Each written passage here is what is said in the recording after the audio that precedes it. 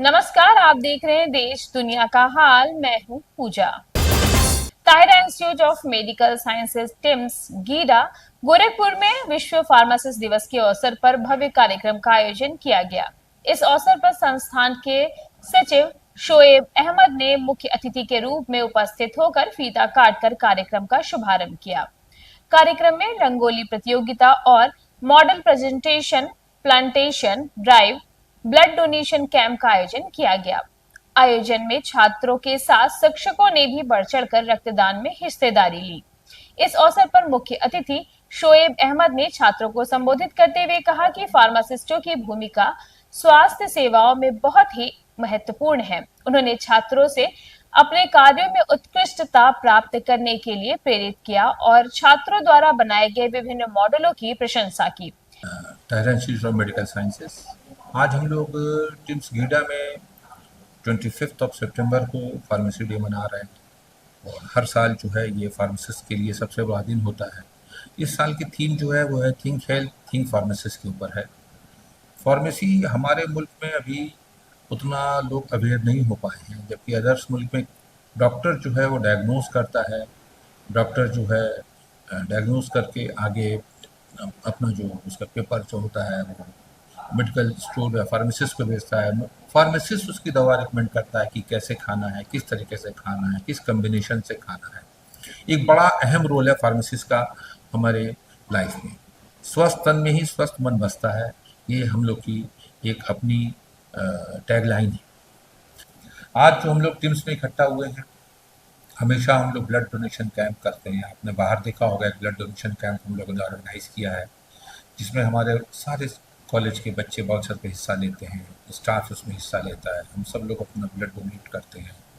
इसके अलावा हम लोग आज जो हेल्थ चेकअप कैंप लगा रखा है, जिसमें फ्री हेल्थ चेकअप के लिए हम लोगों ने इस एरिया में लोगों से कह रखा है, तो जो दूर दराज के लोग या जानने वाले या जिसको ज़रूरत है आज अपना वो फ्री हेल्थ चेकअप कैंप करा सकता है। बच्चों ने आज के दिन को बहुत अच्छे से सेलिब्रेट किया है। अभी मैं विज़िट करके आया था तो मैंने देखा बच्चों ने उसमें चार्ट, डायग्राम और बहुत सी चीज़ें क्रिएटिव उन्होंने बना के रखे थे, मॉडल्स बना के रखे थे।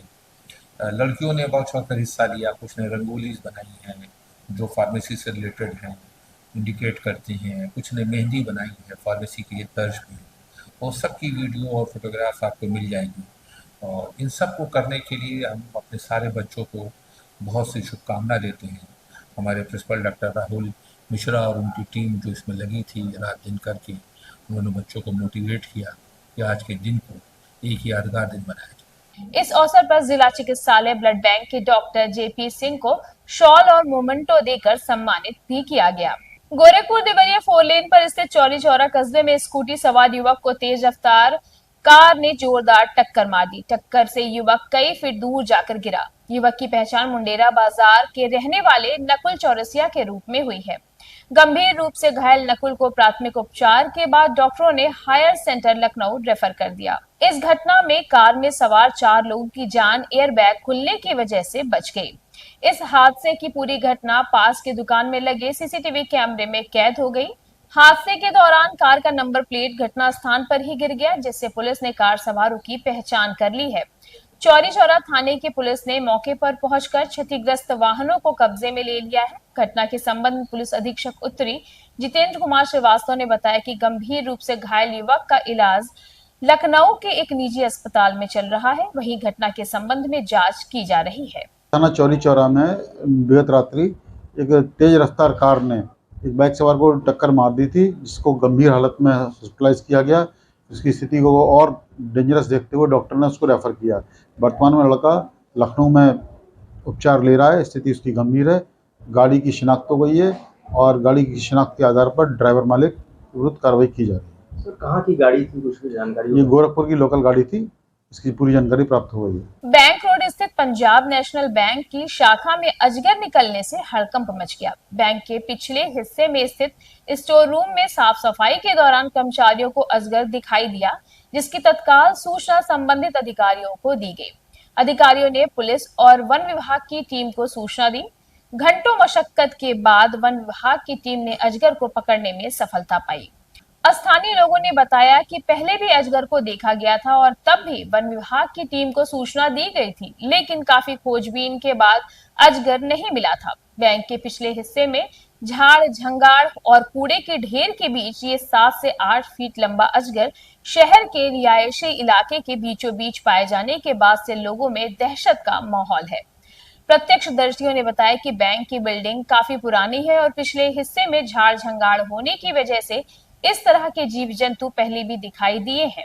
कई बार बैंक के अधिकारियों को इसकी सूचना भी दी गई, लेकिन सूचना को अधिकारियों ने गंभीरता से नहीं लिया।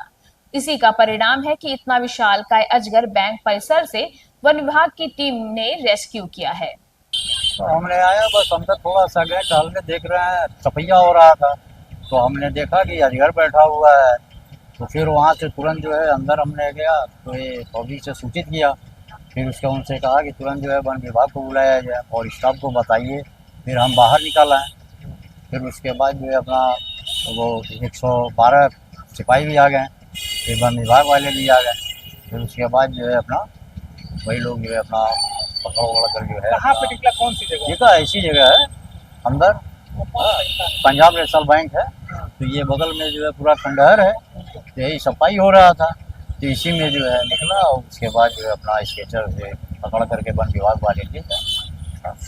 क्या नाम पड़ी? हमारा भरतपाल। ये 7 फीट का सांप था, जो अभी कुछ दिन पहले वो इस बैंक रोड पे निकली थी। टीम, वन विभाग की टीम आई थी उसको निकालने के लिए, वो निकाल नहीं पाई। वो फिर जो है अपने ये घूमते हुए बैंक के अंदर गया, और इतनी गंदगी है झाड़ के अंदर जो है वो बैठा हुआ था, और इतना मतलब 7 फीट था और बहुत लंबे चौड़े में था। अगर किसी को मतलब पकड़ लेता तो उसकी मौत हो जाती है। और बैंक के अंदर इतनी गंदगी है कि वो मतलब कहने लायक नहीं है। बहुत पुराना बैंक बहुत पुराना बैंक, 100 साल पुरानी है, और यहाँ साफ सफाई के नाम पे कुछ नहीं चलती।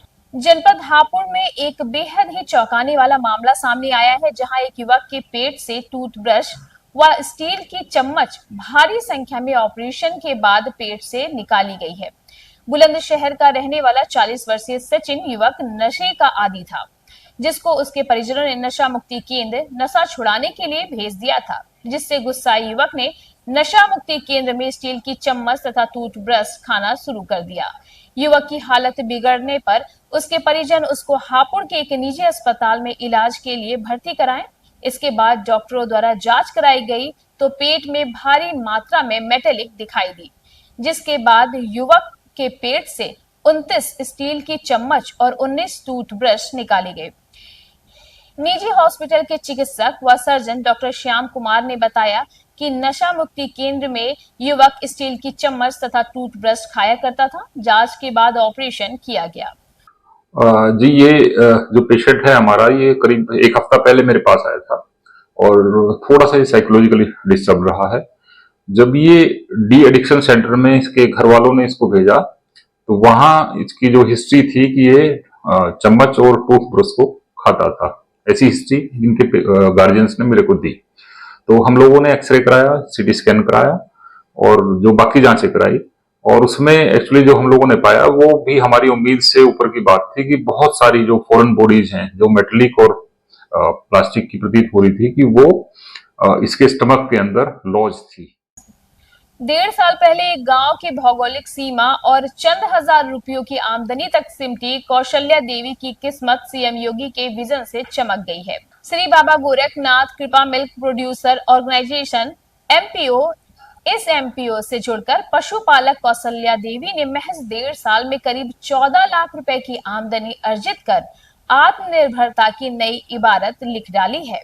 प्रधानमंत्री नरेंद्र मोदी ने भी उनकी सक्सेस स्टोरी सुनी और खूब शाबाशी दी।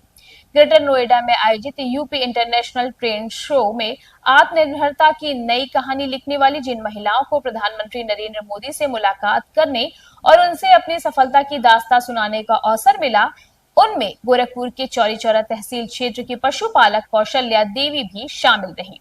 और अब मुझे दीजिए इजाजत, देखते रहिए एफिडेविट। धन्यवाद।